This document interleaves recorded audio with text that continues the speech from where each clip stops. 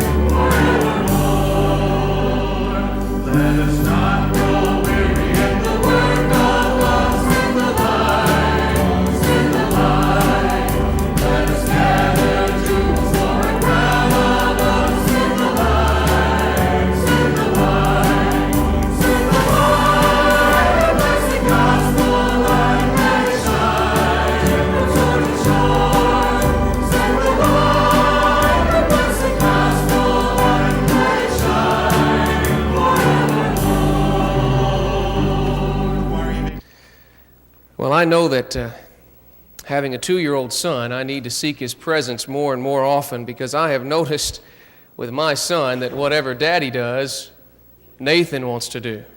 Whether it's drink the same drink that I'm drinking, or whether it's eat the same thing that I'm eating, Nathan just wants to do whatever Daddy is doing.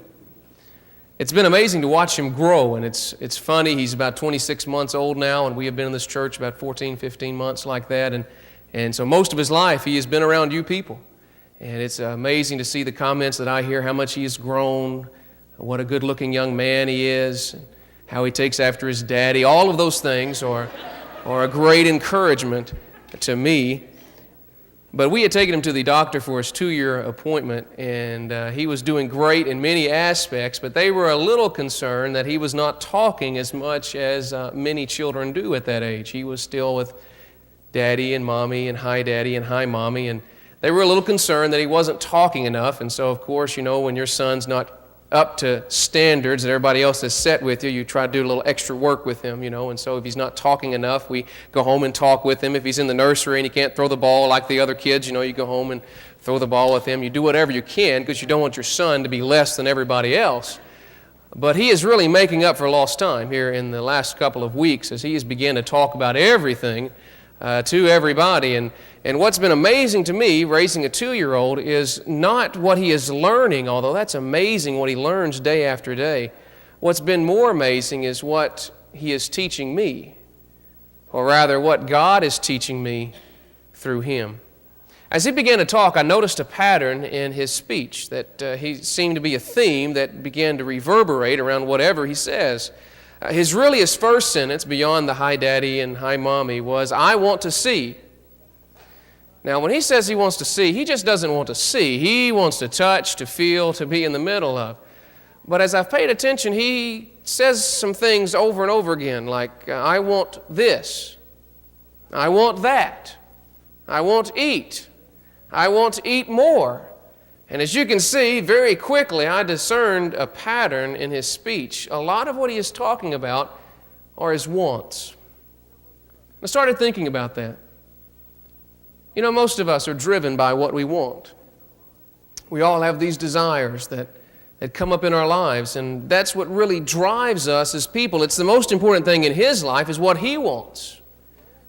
But when what he wants goes against what daddy wants or what mama wants, we discover ourselves in conflict.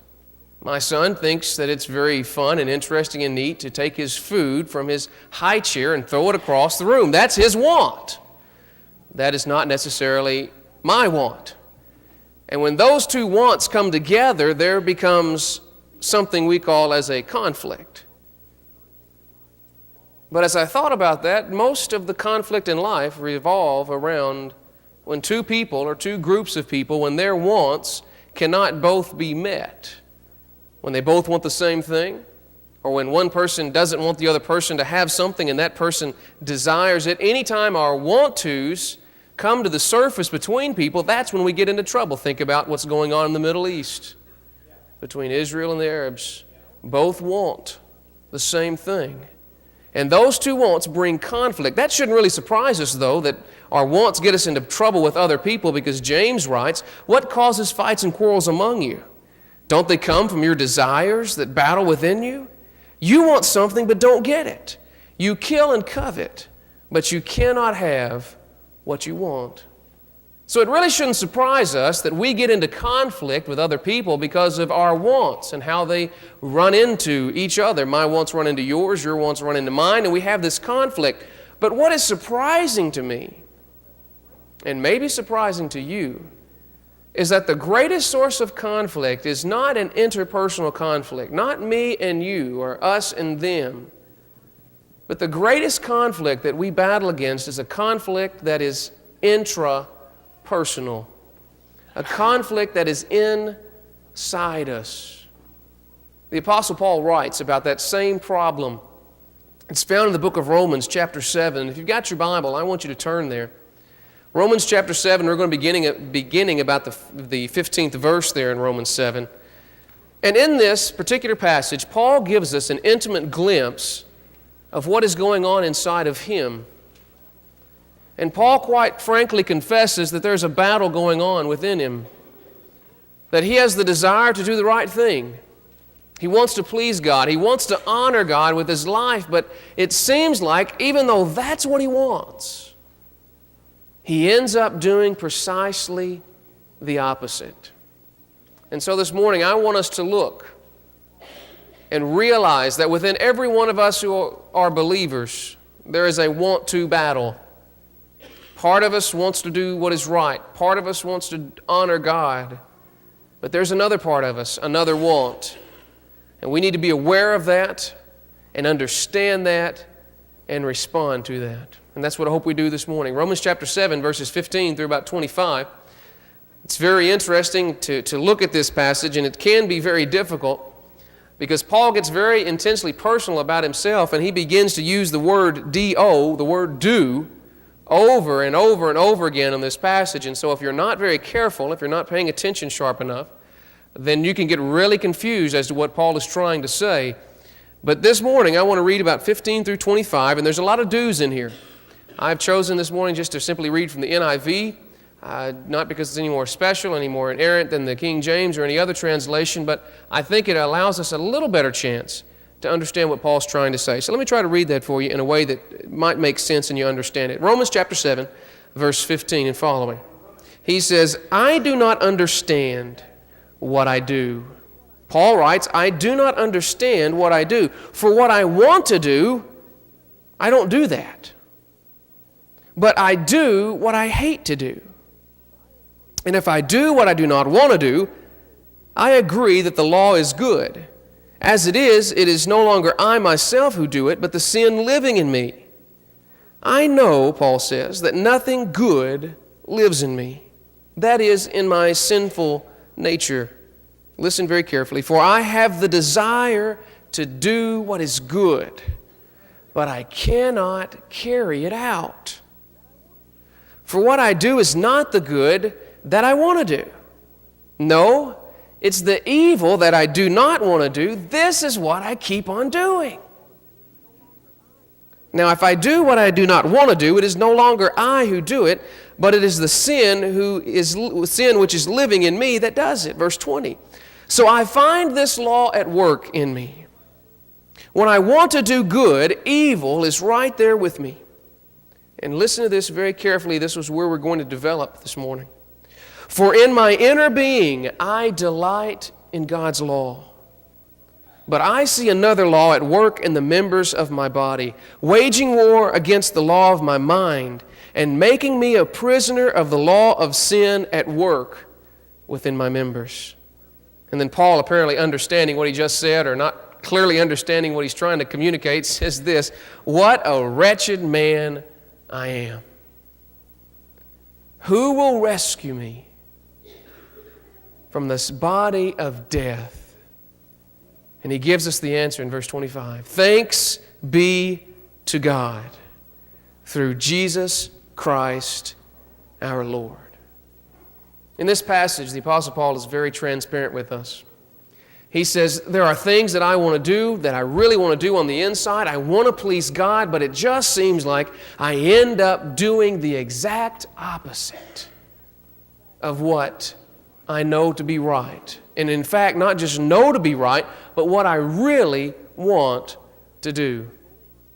Now this morning, I'm going to use some very oversimplifications of illustration purposes so that you might understand what I think is a very complex issue in our lives. Because if we have truly been redeemed, why is it that there is this desire to do wrong in us if we have truly been saved? I think many people struggle with that, and so it's a very complex issue, but I want to try to make it so that we can at least understand in essence what is going on here. To do that, though, you must understand that Paul is not dealing with just a conflict between two issues. He's really dealing with a conflict of two issues. In here, he's going to be talking about, and we're going to spend the majority of our time talking about this desire battle, this battle of want-tos, between what Paul says in verse 22 to be our inner being and that which is waging war in the members of our body. And that's what we're going to look at, these two want-tos within us. So what kind of happens is, in our life, if we want to go back to the dinosaurs on the loose, what happens in our life is that there's no longer just a fence holding the dinosaurs of our fleshly desires about us, but what happens is when God comes spiritually in our life, it's as He takes that dinosaur and puts that dinosaur on a leash, and now you have got control of that dinosaur. Now, if you have a dog, and in Festus I think there's a leash law. I don't know if you have a dog or not, but when you take your dog out in the neighborhood and you put him on the leash, you can control that dog to some degree, right? I've seen people being pulled by their dog and the dog's taking the person for the walk. But when you're taking your dog to a walk and you're pulling him, for most of the part, your dog is following right behind you doing exactly what the dog is supposed to do. But you may have one of those dogs that has a weakness. And dogs have different weaknesses. Some dogs have a weakness for a moving car. Some dogs have a weakness for the garbage man and the garbage truck. Other dogs have a weakness for the postman.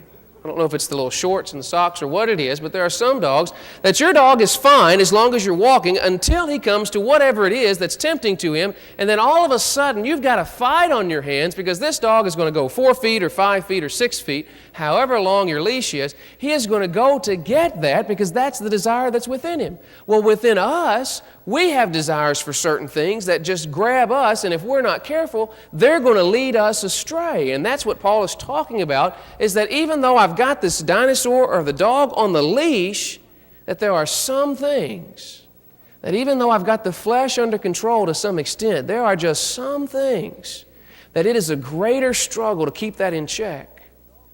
So if you're smart and you walk your dog and your dog likes the garbage truck and you know the garbage man comes at the same time, the smart thing to do